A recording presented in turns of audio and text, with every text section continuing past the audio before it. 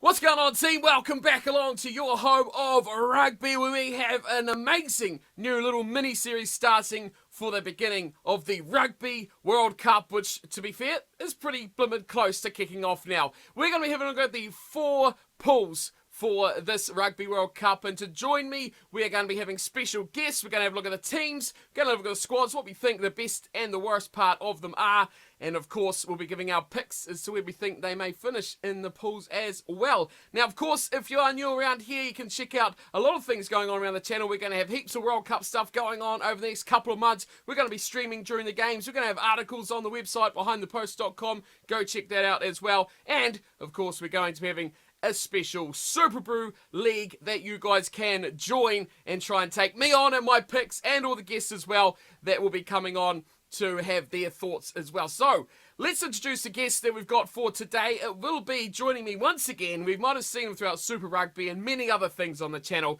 It is Paul, the guy behind the driving maul. Welcome along, Paul. Thank you for having me yet again. Yes, let's party. It's the Rugby World Cup. Let's get it on. Now, of course, Paul's going to have a SuperBru league as well. You can go join. If he's kind, he'll send me a link too, so I can see that. Put my fingers in my tea by accident rather than picking up the cup. Ouch!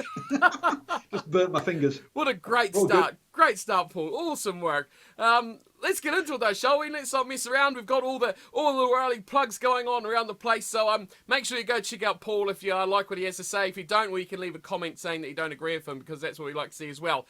Anyway. Into it. 5 teams we've got to look through. Pool A, we're going to do it alphabetical order. I know, we're very clever around here. Okay, go on. No, I mean the pools in alphabetical order, as in A, B, C, and D. So if you like Pool A today, you can check out Pool B later on, and then you can check out Pool C after that. Because I just told Paul not long ago that we're going to do the teams in seeding order, so he's already got confused. Let's start off. Ireland, the first team, the top seed in Pool A. Now, this Irish team, Paul, has got to say, certainly the biggest favourite here to do a big job. And they've got probably, you look through the other pools, and they've got a fairly nice little ride as well. Yes, absolutely. And they wear green. Okay, folks? So that's the in-depth analysis I'm bringing you today. Ireland will be wearing green this Rugby World Cup. Yeah, absolutely. I mean, number 1 in the world coming into the tournament, having playing really well. They've beaten New Zealand twice in the Rugby World Cup cycle. They've won a tour in New Zealand. They've beaten South Africa. Sorry, not one. They've won a tour in Australia. They've beaten South Africa. I mean, they've beaten everybody in this last 4 years. So there's no one here that they should be coming up against going and be have any mental hurdles to jump over. They've just had a bit of a blip recently.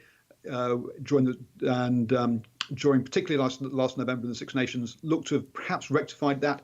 But you've got to say they are definitely getting themselves in the right kind of place to win this. I mean, let's be honest, Joe Schmidt was being suggested as the next All Blacks coach until he decided he wanted to have some time out. So, yeah, they're doing a lot of things right.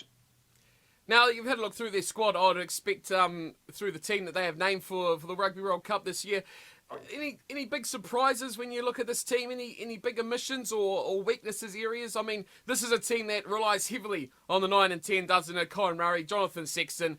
They, much like many other sides in world rugby in the top tier, rely massively on their 9 and 10 combo. But do you think they are a bit fragile in that area? Possibly, if they come up against those big teams, Samoa is one that could hurt those guys. It could cause them a bit of trouble through the later parts of the tournament.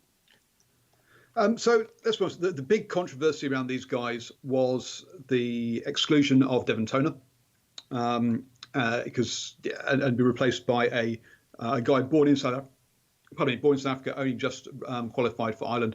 So that was the big controversy, and the big one player left out. You've got to, looking at their squad, I mean, they've got some decent players.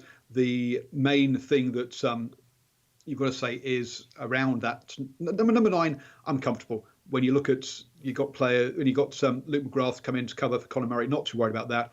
But with Joey Carberry injured, you really would not want Jack Carty running this team for you.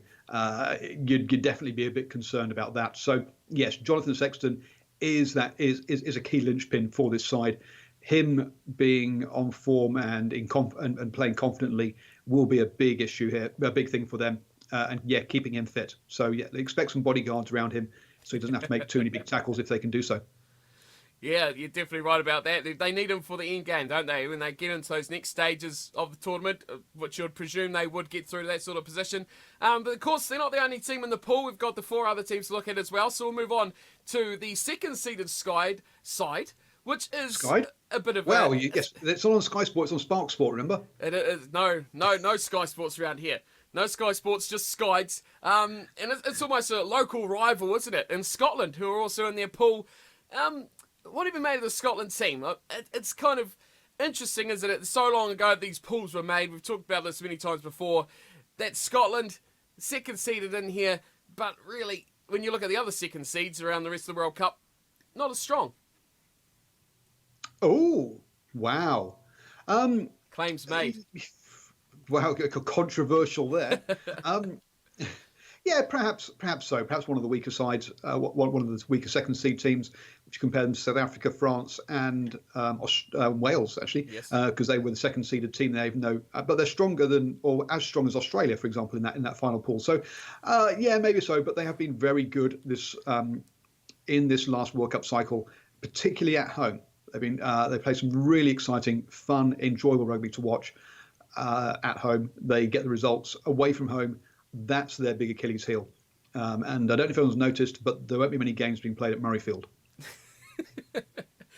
That's a very good observation you made there, Paul. Well done. I'm glad we got on to that final conclusion. Ireland playing green, and Scotland will not be playing any games at Murrayfield. Deep analysis.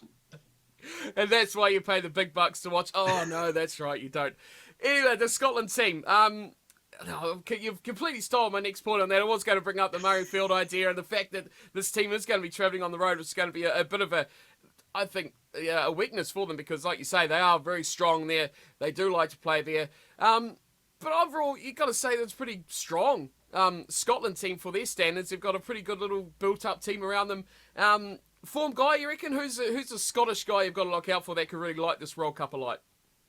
Well, look, if that pack can give them the pack isn't going to give you much go forward ball. That's the problem. They don't really have ball carriers there.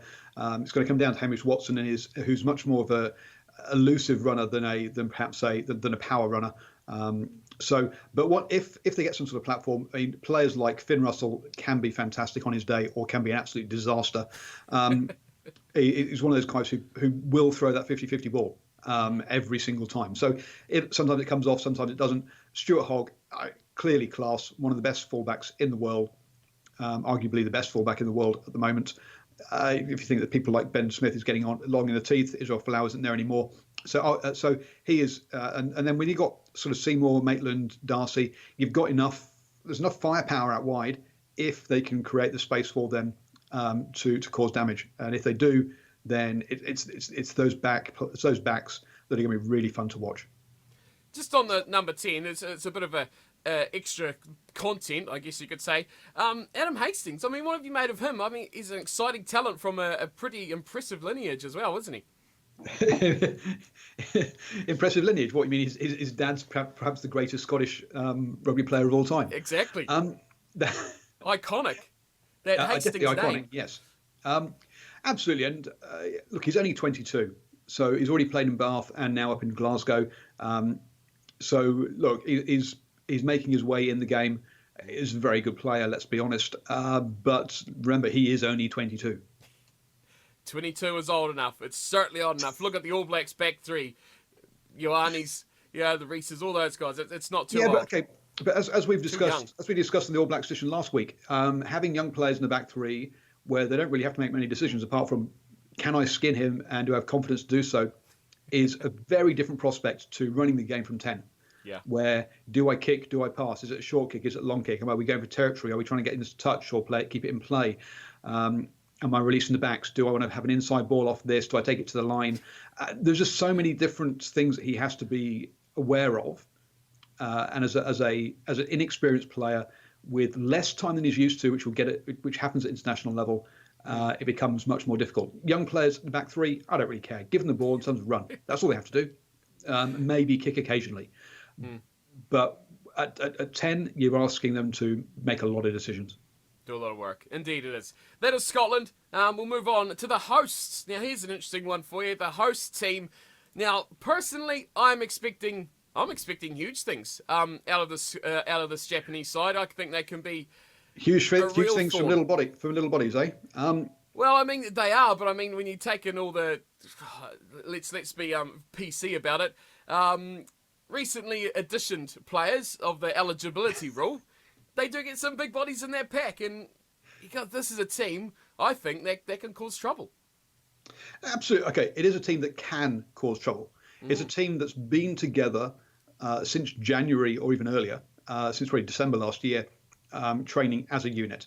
They were basically pulled out of Super Rugby, and a few of them were allowed back in to get a bit of game practice. But on the whole, they've been playing for the Sunwolves reserved team as a team, working on combinations, working on knowing each other, rather than rather than sort of being hammered in the cold iron of competitive games. So this is a team that should know each other very well, should function very well from the off. My main problem is if you just look at some of the players. Okay, fine. Valu is 30, but he's only got 9 caps. G1 8 caps.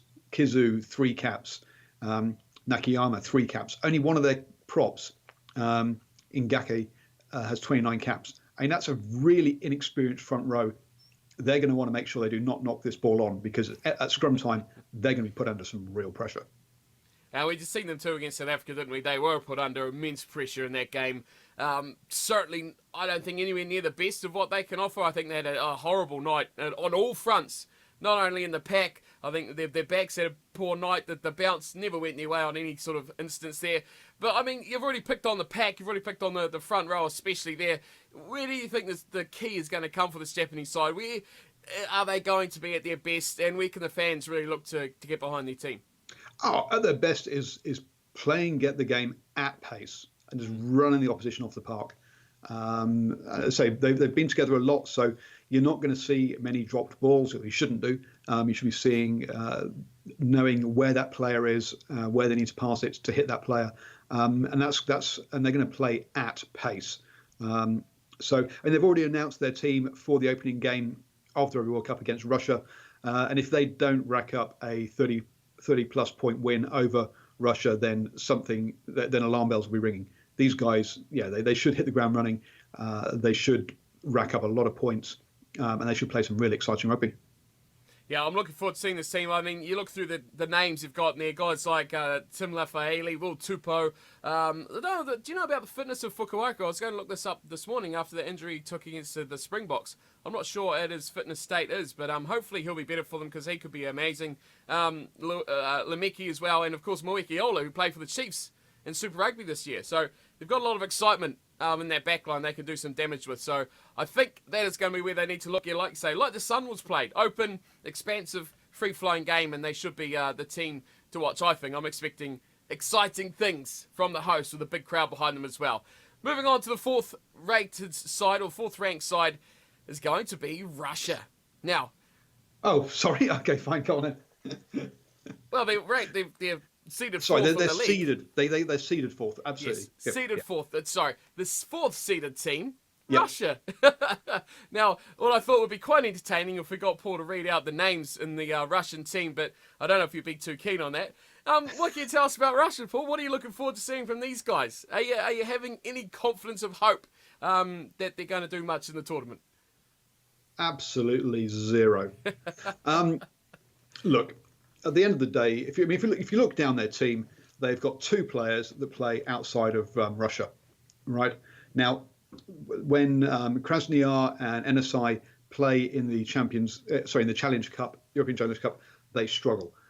They've done well in Russia, but then they're playing in minus 30 degrees. I mean, it is freezing over there at the time of year they play those games. So, look, this team, they've got 2 players that play overseas. That's it.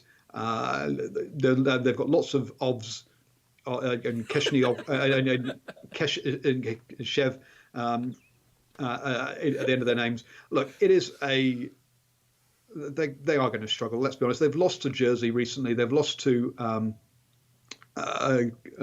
Connacht recently. Now, Connacht didn't have their Irish internationals either, so let's be honest, it's not exactly a full-strength Connacht side. Yeah, look, they're only here because both Romania and Spain got disqualified for having ineligible players. They shouldn't be here. They're not up to scratch, and they're going to have a real tough time of it. So please, boys, enjoy the sushi and try not to get too hurt. I mean, to be fair, I don't know if you've seen it earlier in the week, but there was some images from on Twitter from the of the Russian team, the players, in the weights room.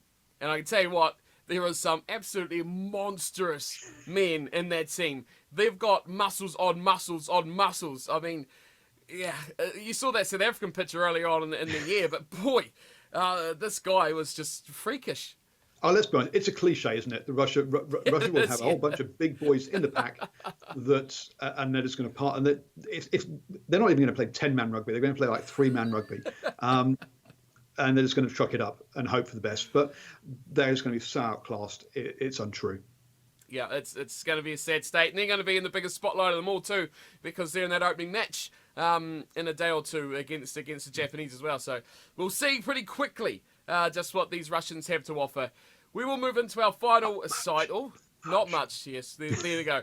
Insightful commentary here already. Into the final side. Hang on, I need to go back and give you something insightful about Japan, don't I? Here we go. Yeah, they are the home team. Well, that is very insightful. They are the home team, yes. No, I was going to go slightly quirky. Okay. They have Canterbury shirts, but they're the only ones that seem to have Canterbury shirts have their unique design, whereas everyone else seems to have the cookie cutter Canterbury design, just with different colours. They have actually got their own design. So well done, Japan, for enforcing that. But really, why can't your stripes just go round the body? Why do they have to have this funny V shape like you're some sort of transformer in disguise? Samoa. That was a bit excessive, wasn't it? I mean, we've gone from Islander and green to Japan having excessive V's and the only Canterbury shirt that's not that is unique. Goodness me. Yep, there you go. We'll move on this time, eh? Yes, let's move on. Let's go to Samoa. Now, I'm looking forward to what you're going to say about this, but the Samoa team, aren't they? They played a decent little match up against Australia. You've got to be, I think, potentially excited about what the Samoan team can do in this pool, against especially when Scotland, the second-seeded side, the Samoan team, I don't think will be too far off them. So this is this is the banana skin, isn't it, of the tournament? A couple of years ago, I was really pessimistic on Samoa.